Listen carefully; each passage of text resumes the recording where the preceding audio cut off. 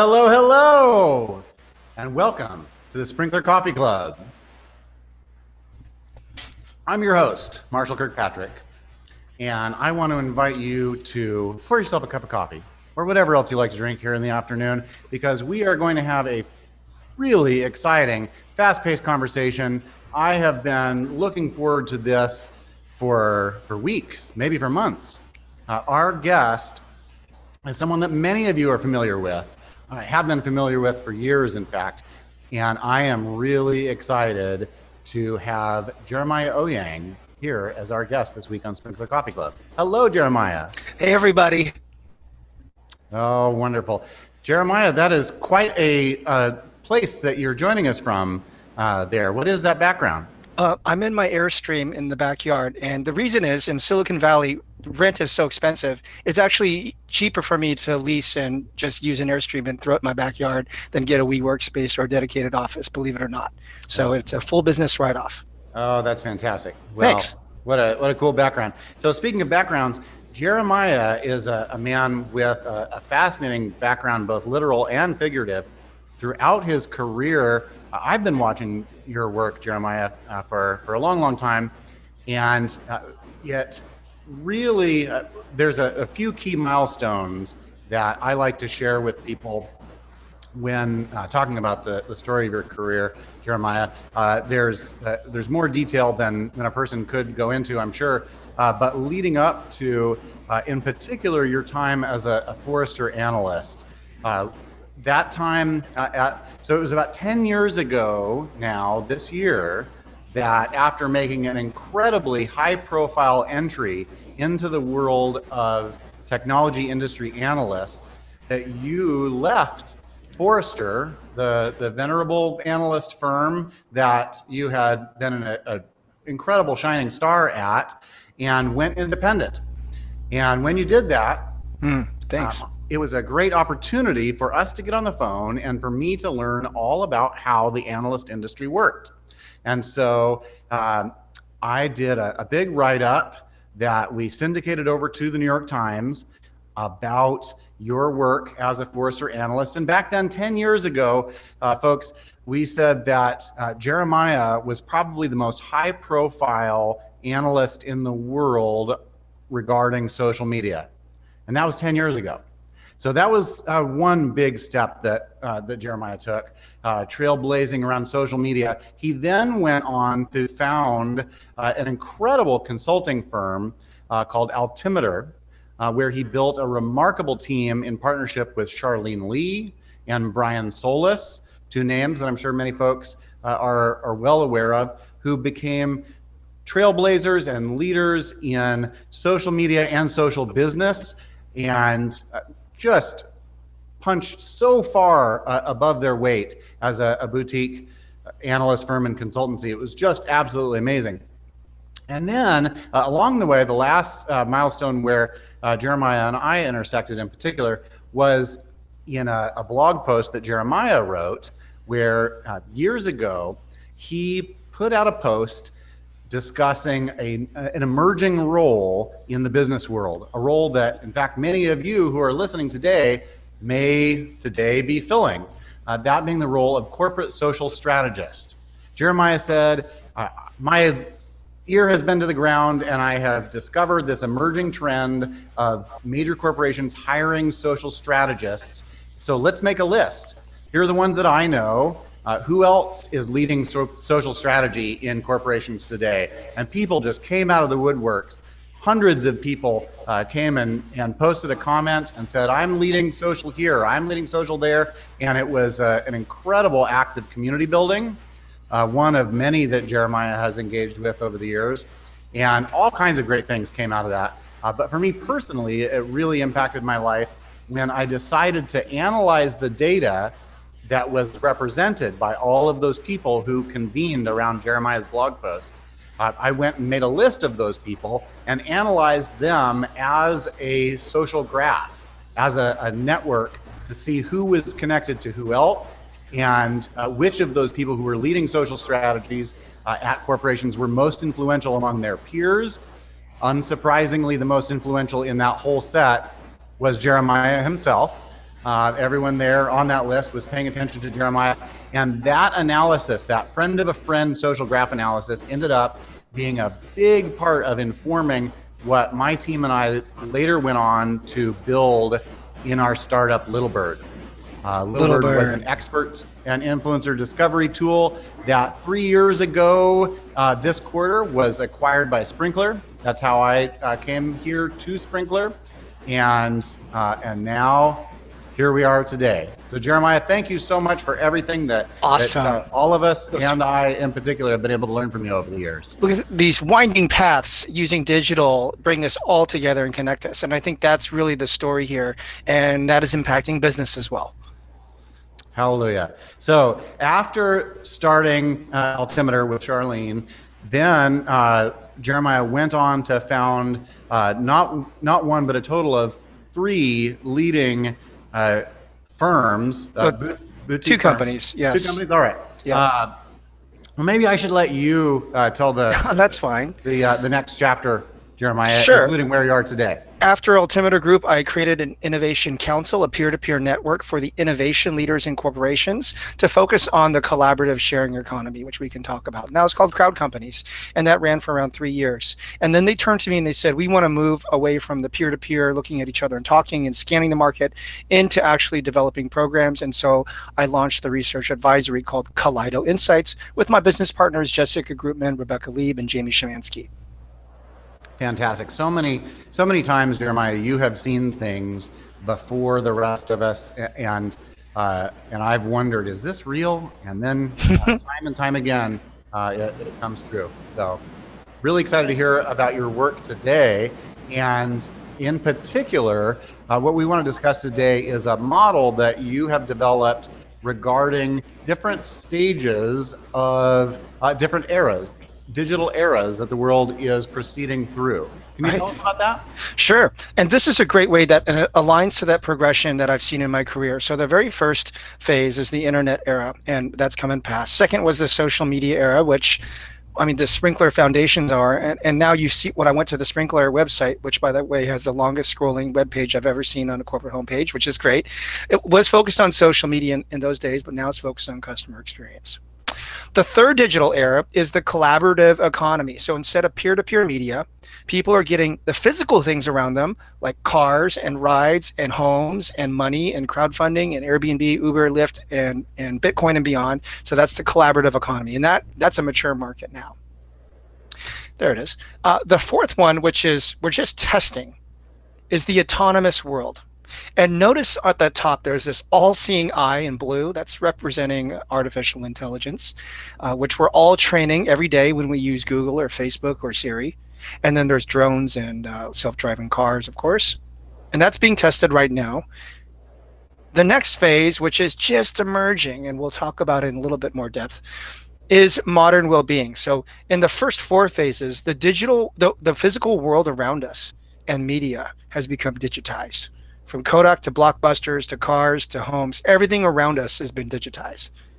Now, in that purple era, which is emerging, it's coming inside of our bodies and our minds and augmenting us. And that's going to impact our minds, bodies, communities, and our physical spaces around us. And then the one that it's very fuzzy, but I wanted to put it out there, is we see many of the billionaire entrepreneurs plotting plans for us to use digital to go off planet.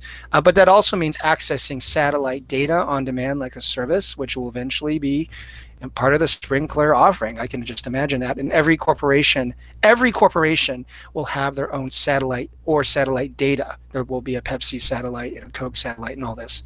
So that's how I see this trajectory happening, these 6 digital eras. And it's a framework, it's a roadmap for us to plan where things are headed. That's fantastic. So Jeremiah, you like to say that ultimately your role is to help companies get in touch with their customers. Is that right? Yes. My career mission, which I was able to figure out in my late 20s, was I connect companies to their customers using new technologies. I feel very fortunate I was able to figure that out, what I wanted to do. And everything I do in my career, by the way, I have a personal life that's bigger than that, aligns to that mission. And that's what I love to do. So if you're looking for somebody to talk about a technology that's been optimized and is mainstream, I'm not that guy. I'm looking at what's next and what does it mean to your company. Fantastic. Well, let's look at the recent history a little bit through the model of those 6 eras in particular. And I wonder if you could give us some insight from your perspective on what companies and perhaps individual technologists or marketers have learned about getting in touch with their customers in, say, for example, that first stage of that first digital era, the internet stage. I wonder what the upsides were, the lessons learned, and you have been so good recently on in much of your public speaking about also addressing some of the risks and downsides. So technology is like fire. Is it good or bad? Depends how you wield it. And that's really what we have to look at as a society. So I would say across all of the eras right now that are mainstream, we are really struggling with ethics, digital ethics, and what is the role of, what does this mean to society and to humanity? And for that first era in particular, mass consumption, on-demand consumption from the internet era, and everything's been digitized. There's a lot of upsides, right? We've really increased the efficiency, but consumption for everything we need to come to us on demand in e-commerce. There's definite societal downsides, overconsumption, and of course impacts sustainability, but it's boosted the economy, so that's the upside. In the second era, we're really feeling the ethical questions and blowback in the social networking space. Right now, the social network leaders are being taken to task to Congress around data ethics. In fact, there's a number of, it's in the news right now where there's some European countries that want to tax these digital companies for grabbing data and then monetizing it, and this is going to create some potential trade wars. So it's right on the front pages of the business and even Section A1. And then of course in the collaborative sharing economy, on-demand economy, Uber is, for example, in the middle of the strife when it comes to ethical considerations. That's the third one right there. So in all cases, we've started, and I'm guilty of this, started with unbridled optimism on how the world will benefit. And I definitely have really waved that flag. Look, everybody, this is going to be great. And then we come to see these things unfold and say, well, that didn't really go as planned. And so I think that's the big lesson as a society we need to, and me personally, we need to think about. For sure. Yeah, I think that's a wise perspective. It reminds me of the words of the philosopher Ken Wilber, who says that the solution to every problem includes the seeds of the next problem. So today we are, will you tell us again where we're positioned on this today? We're straddling multiple eras, but right now the collaborative or sharing economy is dominant, and we're testing out autonomous systems, right? So there's, for example, there's multiple Amazon Go stores being tested around. I see self-driving cars here in Silicon Valley on a very frequent basis. It's nobody gives a double take anymore. It's a normal thing to see. And then we all talk to our AI every single day. Every time we use Google, we're training AI. Every time we use Facebook and click a like, we're teaching it what do we like and what do we want in the future. So all of these things are related to AI. So that's where we are. But I'd say the biggest trend next is what's happening in the modern well-being space, where it's coming into our minds and our bodies, and that's going to impact healthcare and food and the wellness space. Yeah, that's amazing. So I'm right there with you on the current state of things. I know at Sprinklr we've got AI baked in throughout the entire platform. Have been for years, but it's really going to market now. I saw a Instagram post from a friend just the other day who got a Lyft ride recommended to him or made available to him from an autonomous vehicle in Vegas. Oh, wow. Yeah, I thought that was pretty striking. And so now the instrumentation, if you will, the data measurability that came from the internet and through social and through the Internet of Things, you argue is now entering into our very bodies and The and inner space. lives. Yes, the inner space, and there is if we could cue that graphic. We started with this. We have a whole body of research and number of clients on this topic, and this is one of the top topics I'm speaking on. And so there's a ring of technology that's going around us, and you name some of them. So AI could be chatbots, augmented reality, physical devices, and that's that ring around that Vitruvian person in the middle, which you might recognize from classical art. And but now it's becoming part of us, and really we already are like cybernetic organisms. For example, Marshall, if I took your cell phone away from you, within just a few minutes, you may feel a sense of anxiety, and you might feel that phantom vibrations in your phone, and looking for that is somebody reaching out to us. And so we feel so connected to technology. It's already part of us now. And this has created some significant benefits to us being always aware of our minds and what people want from us, but there's been some significant downsides. We're overconnected. Now, on the really interesting thing is we're seeing that these technologies are spanning us in these four distinct areas. We're seeing mindfulness software on the top, mind. We're also seeing cognitive therapy bots and chat bots where people are talking to bots in order to deal with their mental woes, for better or for worse. We're seeing on the body space, every aspect of our biometrics are being tracked. Right now, the hot metric is called heart rate variability, which is in the Apple Watch 4 and 5. And next will be breath data coming from our bodies. And now we're starting to digitize our microbiomes. So what's in our gut? And all of those things will recommend to us when we should exercise, how much we should sleep, what we should do before we sleep, what should we eat, how much we should eat, and when should we eat to be maximizing our health or our fitness. On the bottom segment, it's community. And if you look at the studies, those that live longest have a community of people around them that they love and they love them back. And that's a human condition, and it's a great survival instinct. And that's why tribalism has emerged. And so we see many apps and on-demand platforms to enable people to connect to each other or to access quick wellness activities using mind body, whether it's a Orange Theory or a spa. And then finally, on the green section, physical space, if you have an Alexa next to you or you have smart home automation, or even in your office, those are all being automated, and digitization is happening there. So basically, our bodies, our minds, our communities, and our spirit, and all of this is now being digitized. This is the next frontier. So Jeremiah, what's the upside, especially perhaps from a company perspective? What's the opportunity for those of us as professionals to tap in and add value there to that? And what's the downside, perhaps from an individual perspective? Yeah, so I think the upsides actually start with the individual rather than the business side. So it means we are aware of our bodies. And this is a radical prediction I have, but Google and Apple and potentially Amazon can already predict our natural death date down to the month. And we may choose to pay for that information or choose to pay for that information not to be released because we don't want anybody to know. And those companies will eventually aid us or sell data to us or services so we can increase our lifespan or our happiness or our health. And you just think of data that they're getting on a constant basis. So my Apple Watch is giving data to Apple constantly throughout the day. I see my doctor maybe once a year. The amount of data difference is staggering.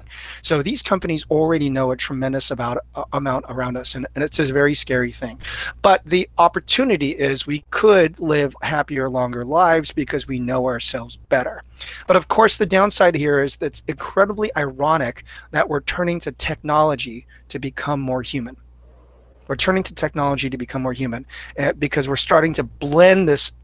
It's basically the cybernetic aspect of us, even though it's not embedded under our skins yet, but it's practically like we're a cyborg because we can't be attached from it. Yeah. Go ahead. Oh, go ahead. Oh, no, I want to hear your take on that, and then we could talk about the business side. Okay. Well, I am concerned about loss of control and free will. I'm concerned about the individualistic and potentially moralistic take on health and well-being that this technology might facilitate, the loss of social context, although I'm glad to see that is a part of the model that you're discussing. Yeah, there definitely seems to be some real big upsides and some real big risks.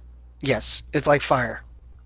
Going back to that, but I mean, even if we pushed pause on all technology innovation right now, we're already addicted to these devices. So you can even weigh this out. Like, so what am I describing? A human baby or your cell phone? When it needs energy, you feed it. When it calls for you, you run to it. You sleep next to it. You wake up next to it. It's probably the cell phone. We actually spend more time looking at the face of the cell phone than the face of our own infants already. By the way, I am a father, so it's even if I push pause on innovation, we're already at that point. Wow.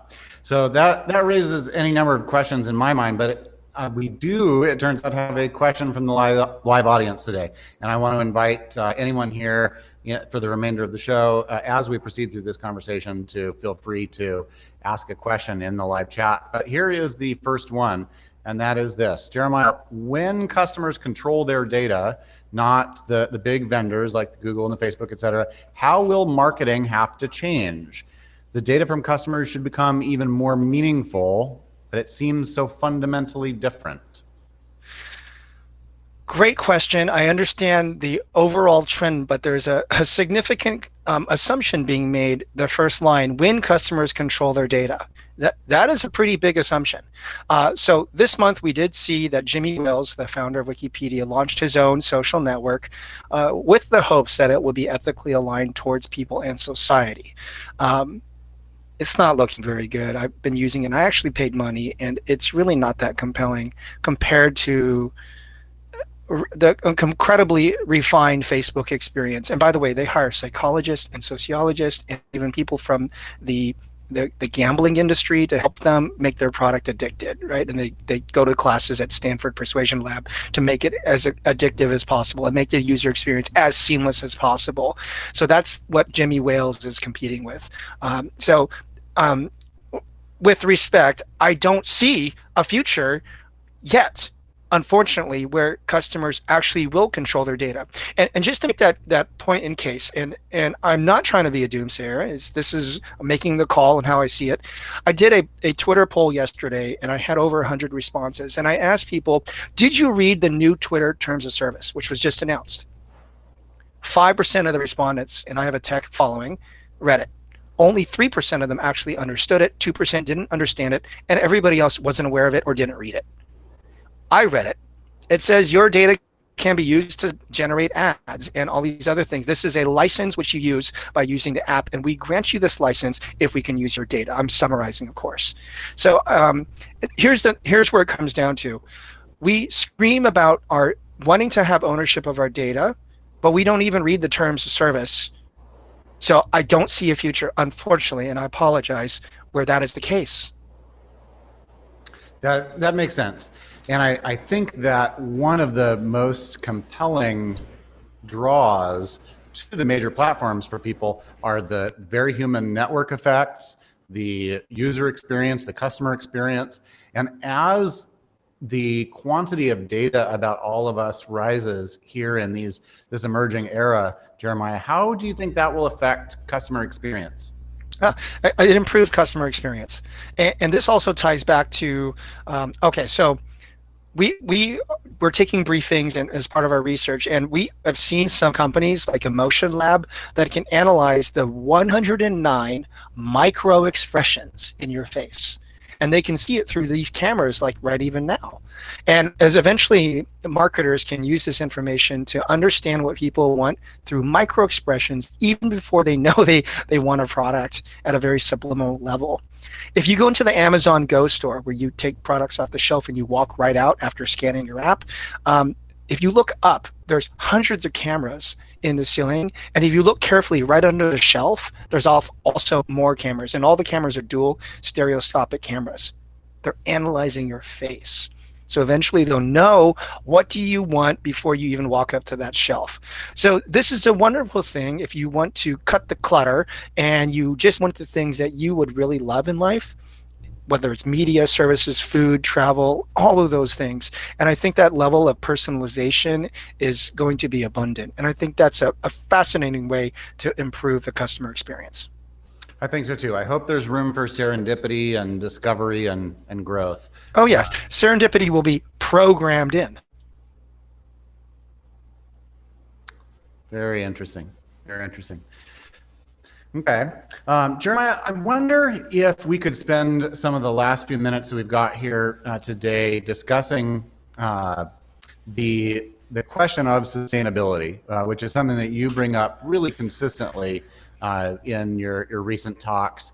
What does the growth of the transition into these emerging digital eras mean for climate change and sustainability? I'm hoping that the technology industry, and I'm optimistic the technology industry can aid with sustainability, in particular with just raising awareness. So now we're seeing what's happening around the globe, whether it's just on social media with people having severe weather events, or people seeing that countries are there's a tremendous amount of plastic in the ocean. The amount of awareness is increasing. Also, in the satellite as a service, this emerging market that I'm tracking, you can see which power plants are polluting the most, and you can potentially see which barges are dumping, or rivers are dumping into the sea. So the transparency in the world is going to increase.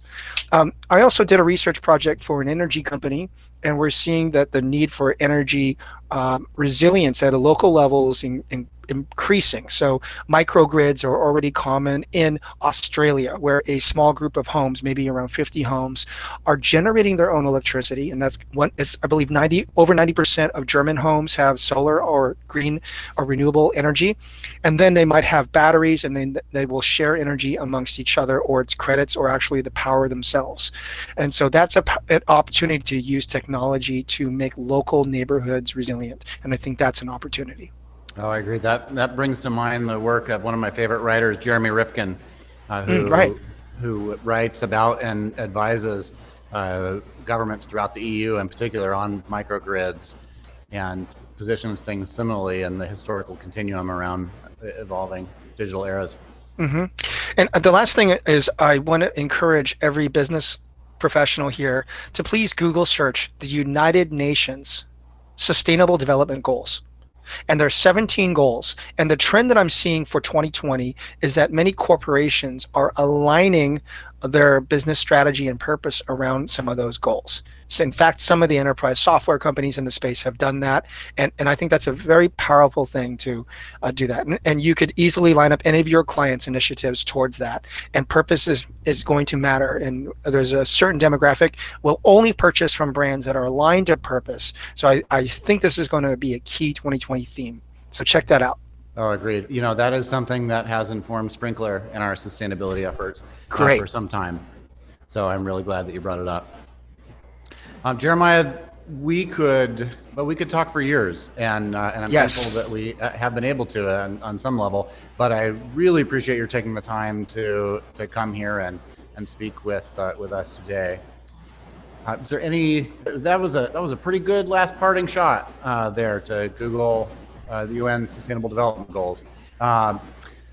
Where can people learn more about your work, Jeremiah? Sure. I'd say I'm most active on Twitter. You can find me at JOWYANG. And then, of course, I have a number of websites and my company websites. Oh, and there's my Twitter handle. Fantastic. Good. Well, I always feel smarter every time I talk to you, Jeremiah, and it's a blessing on multiple levels. So, folks, thanks so much for joining us here on the Sprinklr Coffee Club. I hope that you will like and subscribe to the show for all of our episodes. And come on and join Jeremiah and I out on the social web, where we'll be discussing these kinds of issues on an ongoing basis. Thanks so much, and have a great rest of your day. Thank you all.